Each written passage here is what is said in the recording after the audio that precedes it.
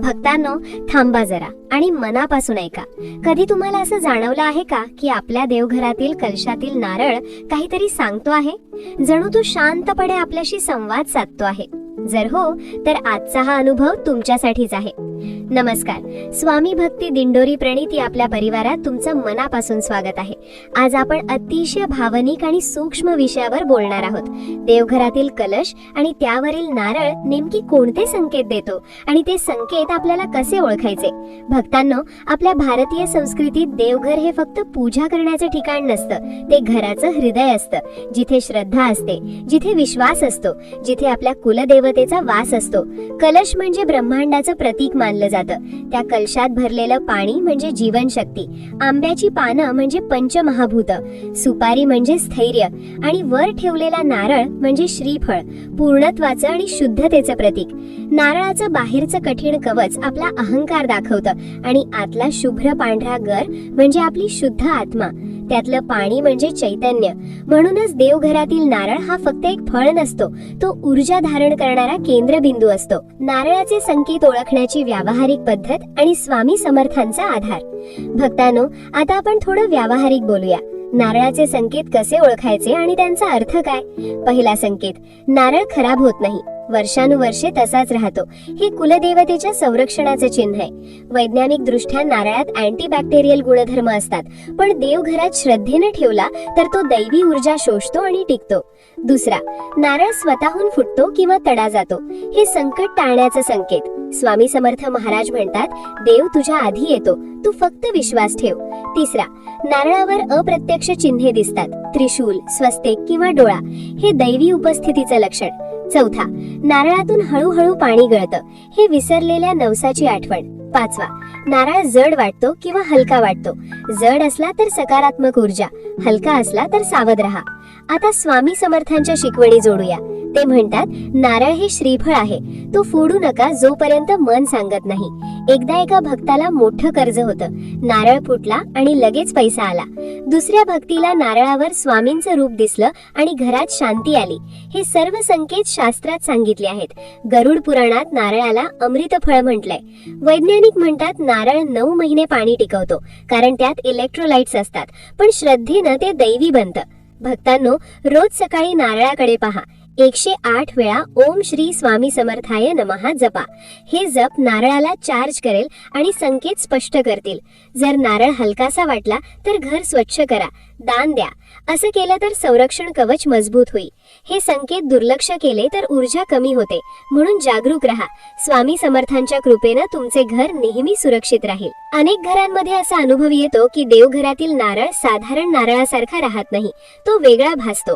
काही वेळा तो महिनोन महिने खराब होत नाही, वास येत नाही, बुरशी लागत नाही, काळेपणा येत नाही आणि ते पाहून मनात एक वेगळीच भावना दाटून येते. जणू कोणीतरी आपल्यावर अदृश्यपणे हात ठेवून म्हणत आहे, घाबरू नको, मी आहे. श्रद्धेनुसार हा कुलदेवतेच्या संरक्षणाचा संकेत मानला जातो. काही वेळा कोणताही धक्का न लागता नारळाला तडा जातो.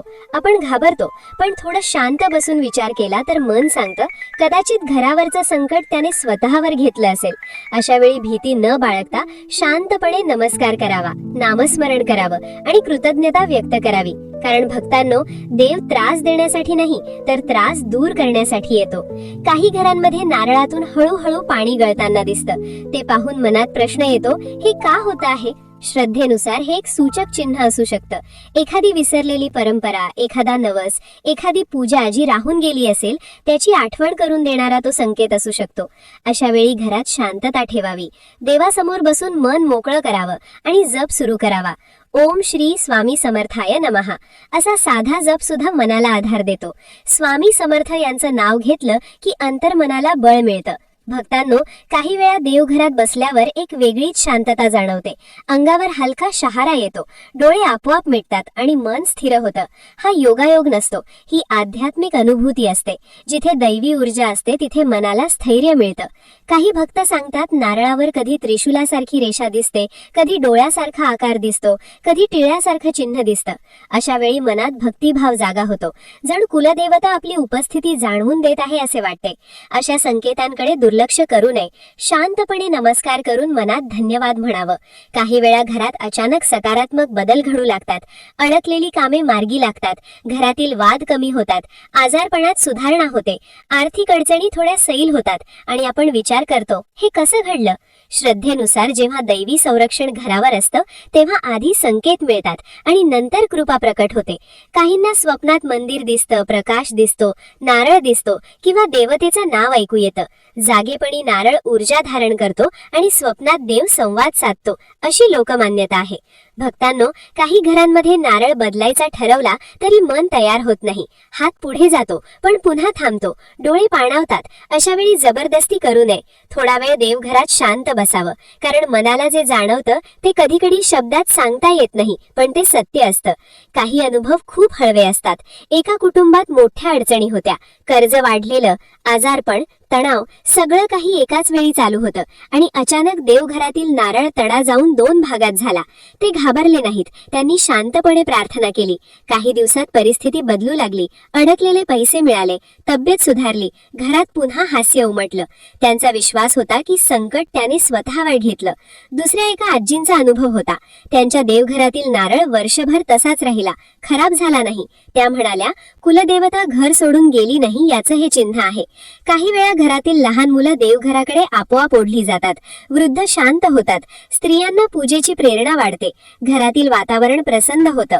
वाईट विचार कमी होतात. हे सारे संकेत एकत्र दिसू लागले तर मन खात्री देतं की घरात दैवी वास आहे. भक्तांनो, काही वेळा मोठं संकट येणार असतं पण शेवटच्या क्षणी ते टाळतं. आपण म्हणतो ना, नशीब चांगलं होतं, पण श्रद्धेनुसार घरावर संरक्षण कवच असतं, म्हणून संकट दारात येऊन परत जातं. देवघरात एकटे बसल्यावर नारळाकडे पाहताना डोळ्यात पाणी येतं.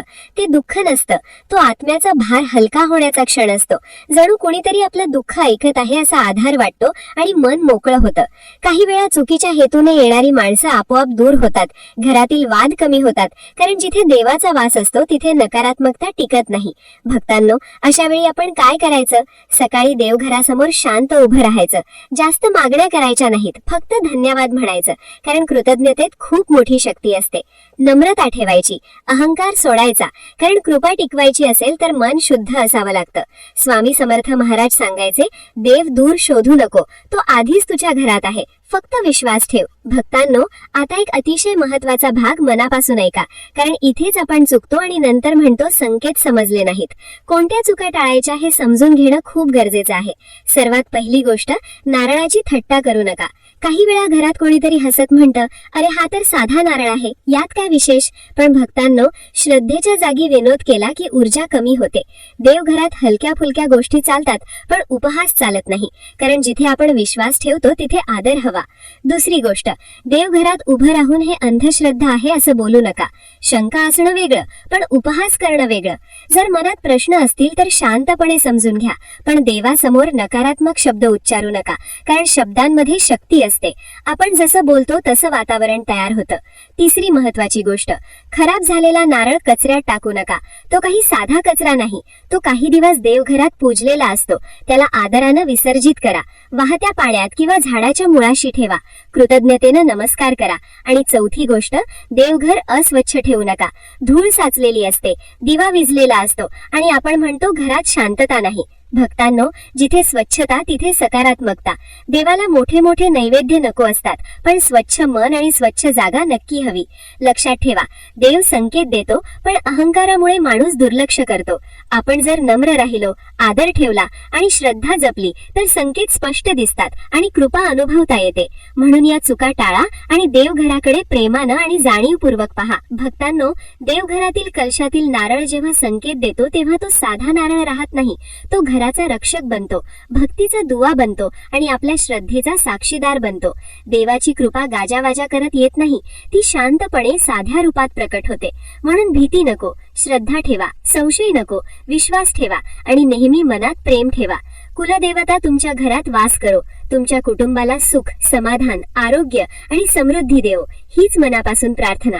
जर हा अनुभव तुमच्या मनाला स्पर्श करून गेला असेल तर कमेंटमध्ये जय स्वामी समर्थ असं नक्की लिहा आणि भक्तीचा हा संदेश प्रत्येक घरापर्यंत पोहोचवा. श्री स्वामी समर्थ.